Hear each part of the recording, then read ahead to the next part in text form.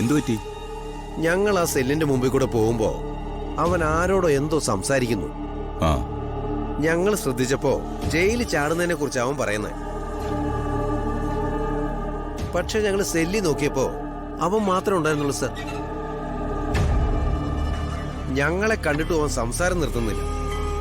ഞങ്ങളെ പോലീസുകാരനായിട്ടല്ല അവൻ കാണുന്നത്, തടവുകാരനായിട്ട് അവൻ കാണുന്നത്. കൂടെ പോരുന്നുണ്ടോന്നൊക്കെ ചോദിച്ചു. സർ, മാനസികമായിട്ടൊന്ന് കുഴപ്പമുണ്ടെന്ന് തോന്നുന്നുണ്ട് സാർ. അവനെ ഇങ്ങനെ വിടാൻ പറ്റത്തില്ല. അവനോട് കാര്യമായിട്ടൊന്ന് ചോദിച്ചാലോ? വേണ്ട. ഇപ്പോ ഈ രാത്രി ചോദ്യം ചെയ്യലൊന്നും വേണ്ട. കുറച്ചു മുൻപ് ഞാൻ ആ സെല്ലിന്റെ മുമ്പിലൂടെ പോയപ്പോഴും ഇതന്നെയാണ് അവന്റെ അവസ്ഥ. ജയിലിൽ അവനെ കാണാൻ വന്ന അമ്മാവൻ എന്ന നിലയ്ക്കാണ് എന്നോട് സംസാരിച്ചത്. പിന്നെ എങ്ങനെയെങ്കിലും പുറത്തു കൊണ്ടുപോകണം, സൂപ്രണ്ടിന്റെ കാല് പിടിച്ചിട്ടാലും കുഴപ്പമില്ല എന്നൊക്കെയാ എന്നോട് പറഞ്ഞത്. അപ്പൊ സംഗതി മൊത്തത്തിൽ കുഴപ്പമുണ്ട് സാറേ. നേരം വെളുക്കട്ടെ. ഇതേ കണ്ടീഷനാണെങ്കിൽ ഏതെങ്കിലും ഒരു സൈക്കാട്രിസ്റ്റിനെ തന്നെ കാണിക്കേണ്ടി വരും. അല്ല സാറേ, നാളെ അവനെ കോടതി കൊണ്ടുപോകേണ്ടതല്ലേ? ആ, അതുകൊണ്ട് അത് മുടക്കണ്ട. കോടതിയിൽ അവനെ കൃത്യസമയത്ത് തന്നെ കൊണ്ടുപോകണം. എന്തൊക്കെയാണോ ഇവന്മാരൊക്കെ കാണിച്ചു കൂട്ടുന്നത്. ആ, താൻ ചെല്ല് സർ.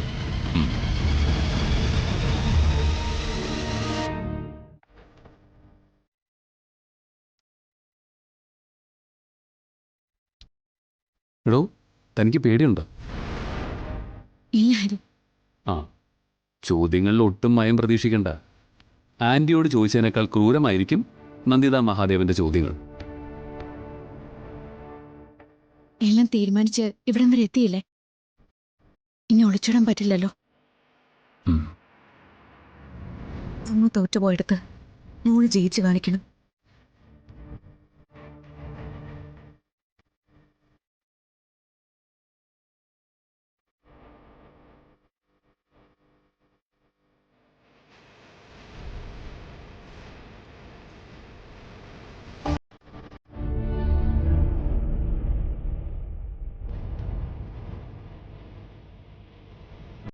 ഹരിയേട്ടാ,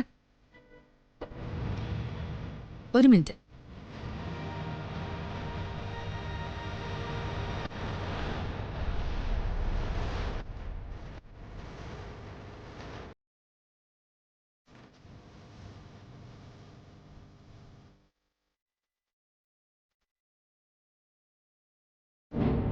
ആ, ഞാൻ ഇങ്ങോട്ടാണ് പോരുന്നതെന്ന് പറഞ്ഞപ്പോ ഹരിയേട്ടനോട് അന്വേഷണം പറയണമെന്ന് പറഞ്ഞു കല്യാണി. മോക്ക് കുഴപ്പമൊന്നുമില്ലല്ലോ അല്ലേ? ഒരു കുഴപ്പമില്ല. അവളിപ്പോ എന്നോട് നന്നായിട്ട് ഇണങ്ങി, വിപിനോടും അതെ. അതല്ലെങ്കിലും അങ്ങനെ തന്നെയാണല്ലോ. രക്തം രക്തത്തെ തിരിച്ചറിയുന്നല്ലേ പറയാ. നന്നായി. അവളുടെ കണ്ണു നിറയാതിരുന്നാ മാത്രം മതി. അവൾ ഒരിക്കലും കരയില്ല.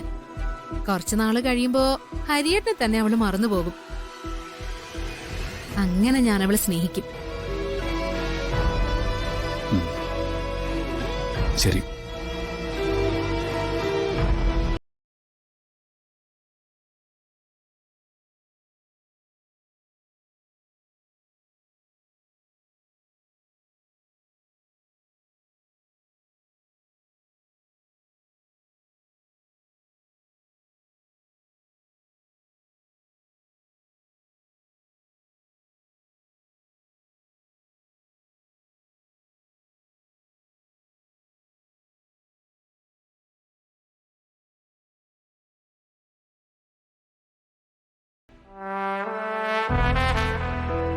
കല്യാണി അവളെ സ്നേഹിക്കാൻ തുടങ്ങി, വിപിനെ സ്നേഹിക്കാൻ തുടങ്ങി. അധികം വൈകാതെ എന്നെ മറക്കുമെന്ന്. അത് വീണയ്ക്ക് കുഞ്ഞിനെ മനസ്സിലാവാത്തതുകൊണ്ടാ. പോട്ടെടോ.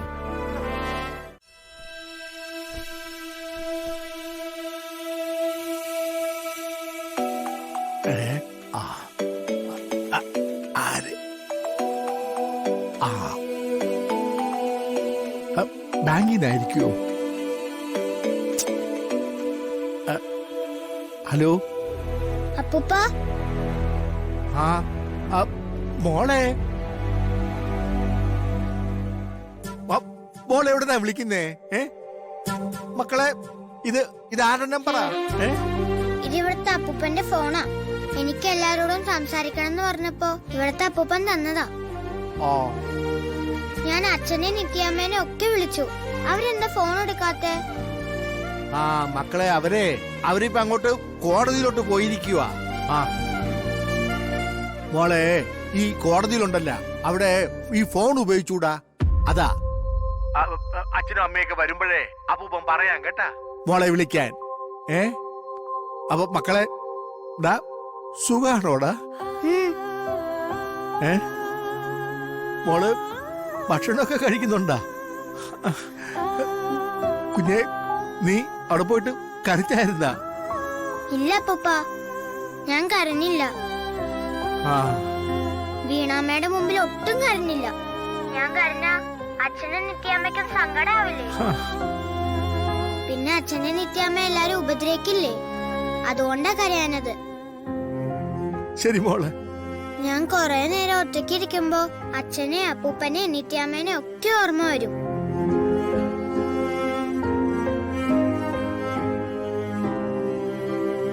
അപ്പൊ ഞാൻ കരഞ്ഞു പോവും.